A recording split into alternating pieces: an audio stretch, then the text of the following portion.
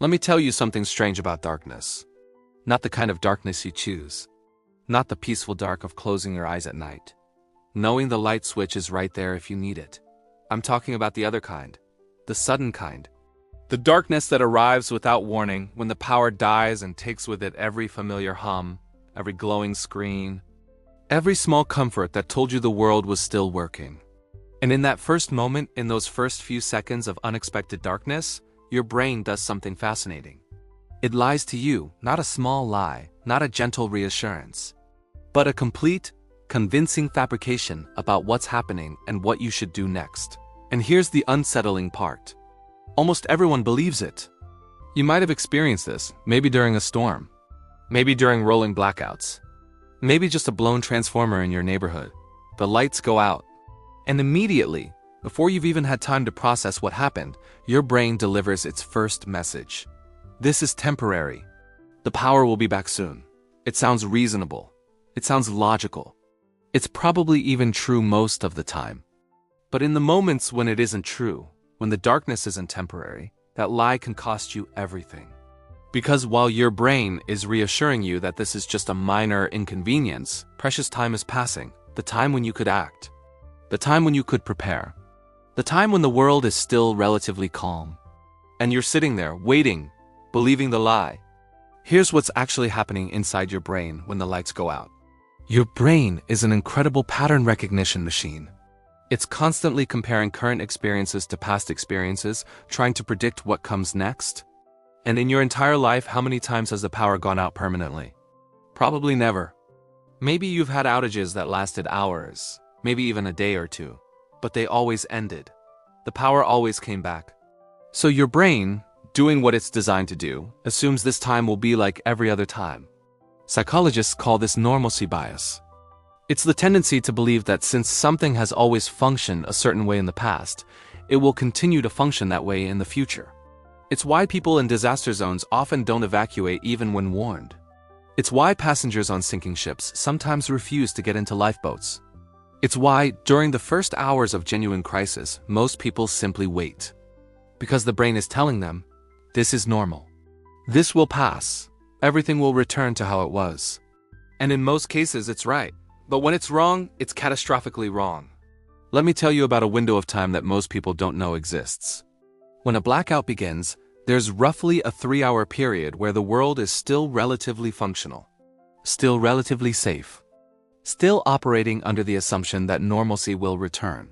During those first 3 hours, people are mostly calm. They light candles. They check their phones. They joke about it. Maybe they sit on the porch and talk to neighbors about what might have caused it. The grocery stores are still calm. The gas stations still have fuel. The roads are still clear. People are still assuming this is temporary. But here's what's also happening during those 3 hours. Your refrigerator is slowly warming. Your phone battery is slowly dying. Your neighbor's medications that require refrigeration are slowly degrading. The fuel in your car is the only fuel you'll have unless you get more soon. And most importantly, your opportunity to act without competition is slowly closing. Because somewhere around hour 4 or 5, the psychology changes. People start to worry. They start to question the lie their brain told them. And when enough people start questioning it simultaneously, calm becomes chaos very quickly. The grocery stores get crowded, then they get ransacked. The gas stations run dry. The roads clog with people who suddenly decided they need to leave. And you, if you spent those first 3 hours waiting, are now competing with thousands of others who had the same realization at the same time. The lie didn't just make you wait. It made you lose your advantage. But the brain doesn't just lie once, it lies in layers.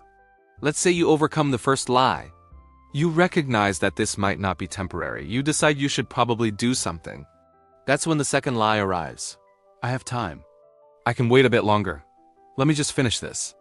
Let me just check one more thing. Let me just see if... This is called temporal discounting. Your brain struggles to value future consequences as much as present comfort. Right now, in this moment, getting up and taking action feels difficult. It feels premature.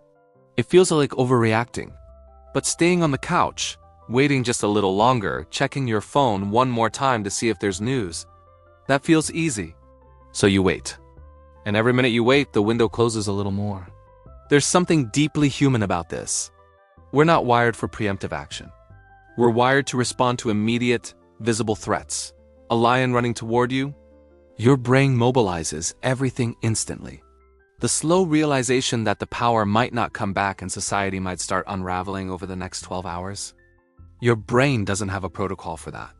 So it defaults to waiting, to hoping, to believing that surely someone, somewhere, is fixing this. Here's what's fascinating. The moment the power goes out, your brain doesn't just wait passively. It starts constructing a narrative. It's probably just our street. Then you look outside and see the whole neighborhood is dark. Okay, it's the neighborhood. But the city still has power. Then you check your phone and see reports of wider outages. Okay, it's widespread. But they're probably working on it right now. You see how this works? Your brain keeps adjusting the story to maintain the core belief that everything will be fine. It's not lying to hurt you. It's lying to protect you. Because the alternative accepting that something fundamental has broken, that normalcy might not return, that you need to make hard decisions with incomplete information, that's terrifying. Your brain prefers a comfortable lie to an uncomfortable truth. And you might be thinking, that wouldn't be me. I'd recognize what was happening, I'd act. But would you? Because here's the thing.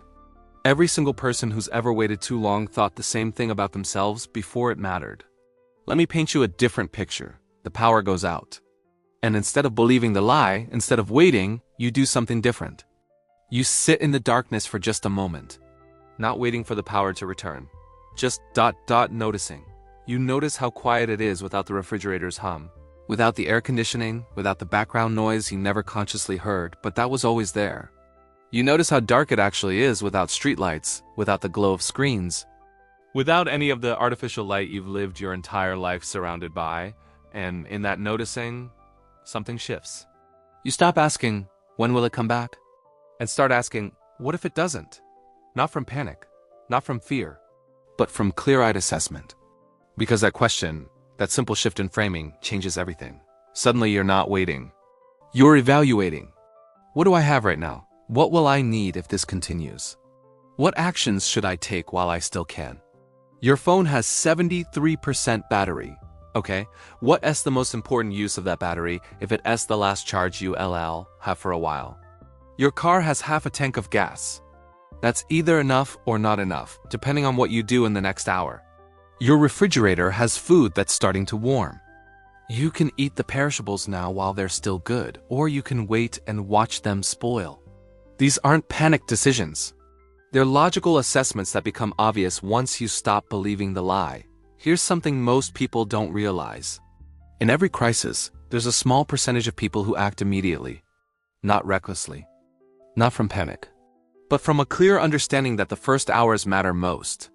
Sociologists who study disaster behavior have found that these first movers share certain traits. They tend to have higher tolerance for uncertainty. They're comfortable making decisions with incomplete information. They've usually thought about crisis scenarios before experiencing them. But most importantly, they've learned to recognize and override their own normalcy bias. They hear the lie their brain tells them, and they choose not to believe it. And here's what happens. Those first movers get to the gas station while it's calm. They get to the grocery store while shelves are still stocked. They make decisions and take actions while the majority is still waiting. Then, hours later, when everyone else finally decides to act, the first movers are done. They're home. They're prepared. They're watching the chaos from a position of having already secured what they needed. It's not about being smarter. It's about being willing to act on a possibility rather than waiting for certainty. Because certainty in a crisis arrives too late to be useful. Let's be honest about why we believe the lie. It's not because we're stupid, it's because the alternative is uncomfortable. Acting immediately means accepting that something might be seriously wrong. It means disrupting your plans. It means looking foolish if you're wrong. If you rush to the store and buy supplies and the power comes back in 20 minutes, you feel silly. You become the person who overreacted. But if you wait, if you do nothing, and the power comes back, you feel vindicated. You were right to stay calm. You were right to trust that everything would be fine. So there's a social pressure and internal pressure to wait, to not be the one who panics, to not be the one who overreacts. And that pressure is powerful. But here's the truth that pressure obscures. The cost of overreacting is embarrassment. The cost of underreacting can be catastrophic. Would you rather feel silly for being prepared when you didn't need to be? Or be unprepared when you desperately needed to be? Most people, if you ask them directly, would say they'd rather be overprepared. But in the moment, when their brain is telling them the lie, when social pressure is saying, don't be dramatic, when comfort is saying, just wait a little longer, they choose to wait. And that choice, in the scenarios that matter, is the choice that costs them everything. So how do you overcome this? How do you learn to recognize the lie when your own brain is telling it to you? It starts with practice. Not during a crisis. Now, today, when nothing is wrong. Start noticing how you react to small disruptions. When your internet goes out, what's your first thought? When your phone dies, when your car won't start, when something unexpected happens, where does your mind go first? Does it immediately jump to "this will be fixed soon" without evaluating? Does it start constructing narratives about why everything will be okay? That's the lie in practice, on a small scale, with low stakes. But the pattern is the same whether it's a Wi-Fi outage or a grid failure. Your brain's first instinct is to assume continuity, to believe that normalcy will restore itself. So practice catching that instinct, notice it, name it. Oh, that's my brain trying to tell me this is temporary. You don't have to act on every small disruption like it's a major crisis. That would be exhausting, but you can notice the pattern. You can recognize when your brain is choosing comfort over assessment. And once you can recognize it in small moments, you'll be able to recognize it in big ones. Here's something practical. 3 questions you can ask yourself the moment the lights go out. Or the moment anything unexpected happens that might be significant. Question 1. What if this isn't temporary? Not as a statement of fact, as an exploration. If this continued for days instead of hours, what would change? What would I need? What actions would matter? Question 2. What's the cost of acting now versus waiting? If you act immediately and you're wrong, what did you lose? Maybe an hour. Maybe some money. Maybe some dignity. If you wait and you're wrong, what did you lose? Maybe your window of opportunity. Maybe your safety. Maybe everything. Question 3. What can I do right now that I can't do later? This is the crucial one. Because once you identify actions that have a time limit, the decision becomes clearer. You can eat canned food anytime, but you can only fill your gas tank while the stations still have fuel and power to pump it. You can boil water anytime, but you can only fill containers while the tap still works. You can stay home anytime, but you can only leave easily while the roads are clear. These 3 questions cut through the lie. They force your brain to assess instead of assume. Here's something nobody wants to hear. Being prepared for a blackout isn't really about having supplies. It's about being psychologically ready to act when your instincts are screaming at you to wait. You can have the perfect emergency kit. Stored water, flashlights, batteries, food for weeks. But if you can't overcome the lie your brain tells you in the first hour, if you can't act while everyone else is waiting, then the supplies don't matter, because the real test isn't whether you have stuff. It's whether you can use that first window of time effectively. Can you fill your bathtubs with water before the pressure drops? Can you get to the gas station before the pumps stop working? Can you make decisions before the crowds form? That's not about gear. That's about psychology. It's about building a different relationship with uncertainty. One where you're comfortable acting on incomplete information. Where you can override the comfort of waiting.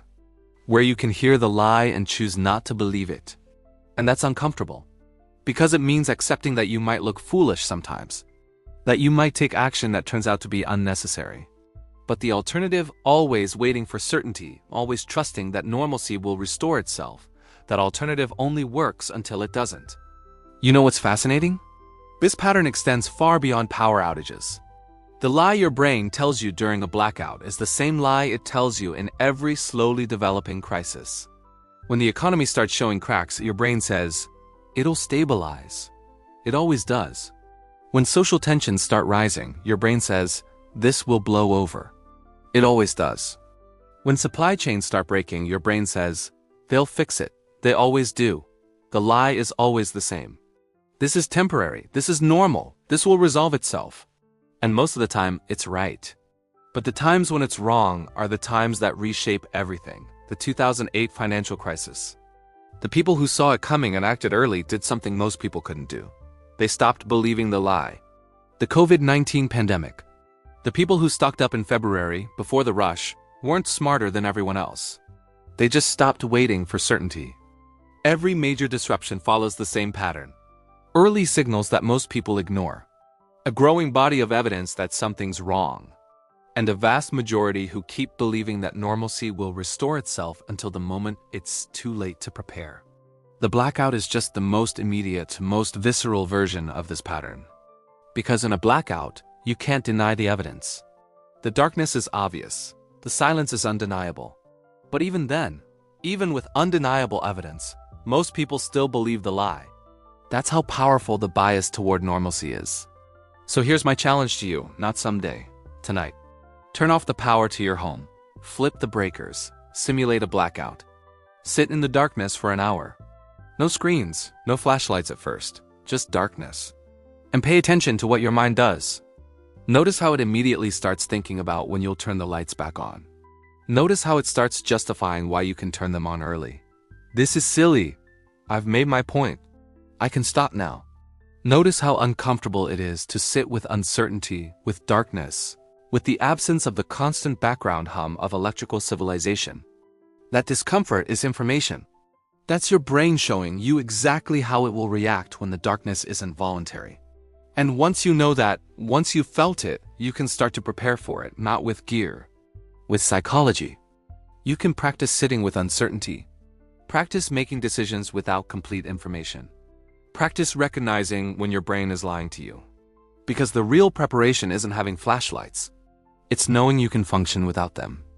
The real preparation isn't having stored food. It's knowing you won't freeze when you need to make decisions about it.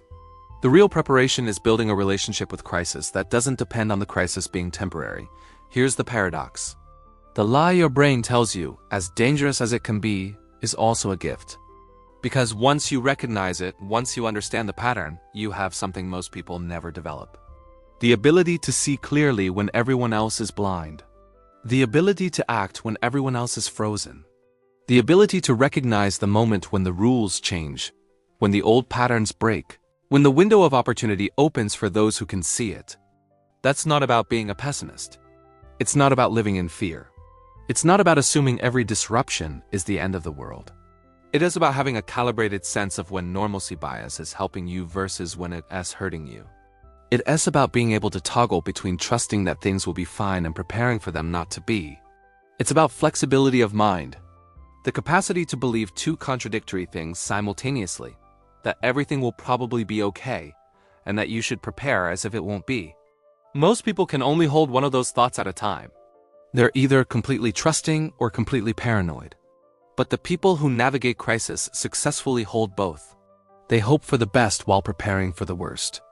They trust the system while having a backup plan for when it fails. They hear the lie and they acknowledge it. Yes, brain, you're probably right. This is probably temporary. And then they act as if it might not be, so here's where it comes down to. Someday, maybe soon, maybe years from now, the lights will go out. And in that moment, in those first few seconds of unexpected darkness, your brain will deliver its message. This is temporary, the power will be back soon, and you'll have a choice. You can believe it, you can sit in the darkness and wait. You can trust that normalcy will restore itself like it always has before. Most people will make that choice. And most of the time, they'll be right. Or you can recognize the lie for what it is. Not necessarily false, but not necessarily true. A comforting assumption masquerading as certainty, and instead of waiting, you can assess. You can ask the 3 questions. You can use the window of time while you still have it. You can act while everyone else is waiting. Not from panic, not from fear, but from the clear-eyed understanding that the first hours matter most. That preparation is useless if you can't recognize the moment to use it. That the real skill isn't having supplies. It's having the psychology to act when your instincts are telling you to wait. The next time the lights go out, pay attention to what your mind does in that first moment. Listen for the lie. Notice how convincing it sounds, how reasonable, how comforting, and then ask yourself, what if it's wrong? Not as a statement of certainty, just as a possibility worth exploring. Because in that exploration, in that willingness to question the lie, you might find something rare. The capacity to see clearly when everyone else is blind. The ability to act when everyone else is frozen. The gift of recognizing the moment before the moment passes. The lights will go out someday. That's not pessimism. That's physics. Everything breaks eventually. The only question is whether you'll recognize the moment for what it is. Or whether you'll spend it waiting, believing, trusting that this time will be like every other time. Your brain will lie to you. That's what brains do. They optimize for comfort and continuity. But you don't have to believe it. The darkness is coming, not as a threat, just as an inevitability. And in that darkness, in those first crucial hours, the only light you'll have is the clarity of seeing through the lie. Everything else is just waiting in the dark. Choose wisely,